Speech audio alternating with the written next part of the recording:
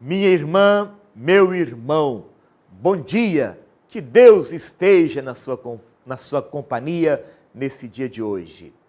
Convido-lhe a refletir comigo o Evangelho de Mateus, capítulo 14, versículos 22 a 36. Esse Evangelho descreve a difícil e cansativa travessia do mar da Galileia num barco frágil, balançado pelo vento contrário. E entre o sermão das parábolas e o da comunidade, está novamente a parte narrativa. Esse sermão das parábolas chamava a nossa atenção para a presença do reino de Deus no meio de nós. Agora a parte narrativa mostra como essa presença acontece, provocando reações a favor e reações contra Jesus. Em Nazaré, Jesus não foi aceito. E o rei Herodes pensava que Jesus fosse uma espécie de reencarnação de João Batista por ele assassinado. O povo pobre, porém, reconhecia em Jesus aquele enviado de Deus e o seguia no deserto, onde aconteceu a multiplicação dos pães.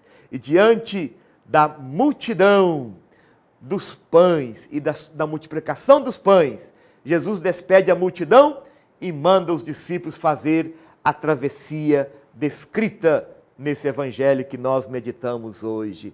Portanto, iniciar a travessia é o grande pedido de Jesus. Jesus forçou os discípulos a entrar no barco e ir para o outro lado do mar, onde ficava a terra dos pagãos. Ele mesmo sobe a montanha para rezar. O barco simboliza a comunidade. Ela tem a missão de dirigir-se aos pagãos e de anunciar também entre eles a boa nova do reino de Deus, que gera um novo jeito de conviver em comunidade. Mas a travessia é cansativa e demorada. A barca é agitada pelas ondas, pois o vento era contrário. E apesar de terem remado a noite toda, falta muito para chegar à terra. Faltava muito para as comunidades fazerem a travessia para os pagãos. Jesus não foi com os discípulos. Eles devem aprender a enfrentar juntos as dificuldades, unidos e fortalecidos pela fé em Jesus que os enviou. O contraste é grande. Jesus em paz junto de Deus, rezando no alto da montanha, e os discípulos meio perdidos lá embaixo no mar revolto.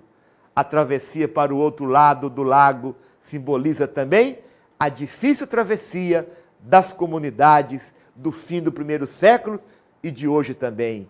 Elas deviam sair do mundo fechado da antiga observância da lei para o novo jeito de observar a lei do amor ensinado por Jesus. Sair da consciência de pertencer ao povo eleito privilegiado por Deus dentre todos os povos para a certeza de que em Cristo todos os povos estavam sendo fundidos no único povo diante de Deus. Sair do isolamento da intolerância para o mundo aberto do acolhimento e da gratuidade. Também nós hoje estamos numa travessia difícil para um novo tempo e uma nova maneira de ser igreja. Travessia difícil, mas necessária. Há momentos na vida em que o medo nos assalta. Boa vontade não falta, mas não basta. Somos como um barco que enfrenta o vento contrário. Por isso, Jesus aproxima e eles não reconhecem. Portanto, na quarta vigília, isto é, entre as horas 3 e 6 da madrugada, Jesus foi ao encontro dos seus discípulos e andando sobre as águas, chegou perto deles, mas eles não o reconheceram. Gritavam de medo, pensando que fosse um fantasma. Jesus os acalma dizendo: coragem, sou eu, não tenham medo. A expressão sou eu é a mesma com que Deus tentou também superar o medo de Moisés quando o enviou para libertar o povo do Egito. E para as comunidades, tantas de ontem como as de hoje, era e é muito importante ouvir sempre de novo: coragem, sou eu, não tenham medo. Portanto, o entusiasmo e a fraqueza de Pedro muito nos impressiona. Sabendo que é Jesus, Pedro pede para poder andar sobre as águas. Quer experimentar o poder que domina a fúria do mar. Um poder que na Bíblia é exclusivo de Deus. E Jesus permite que ele participe também desse poder. Mas Pedro tem medo.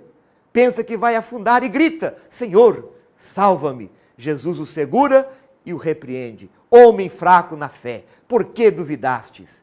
Pedro tem mais força do que ele imagina, mas tem medo diante das ondas contrárias e não acredita no poder de Deus que existe nele. Também as comunidades não acreditam na força do Espírito que existe dentro delas e que atua através da fé. É a força da ressurreição. Portanto, Jesus é o Filho de Deus e diante da onda que avança sobre ele, Pedro afunda no mar por falta de fé e depois que foi salvo, ele e Jesus, os dois, entram na barca e a ventania para. Os outros discípulos que estavam na barca ficaram maravilhados e se ajoelharam diante de Jesus, reconhecendo nele o Filho de Deus. De fato, tu és o Filho de Deus. Mais tarde, Pedro também vai professar a mesma fé em Jesus. Tu és o Messias, o Filho do Deus vivo.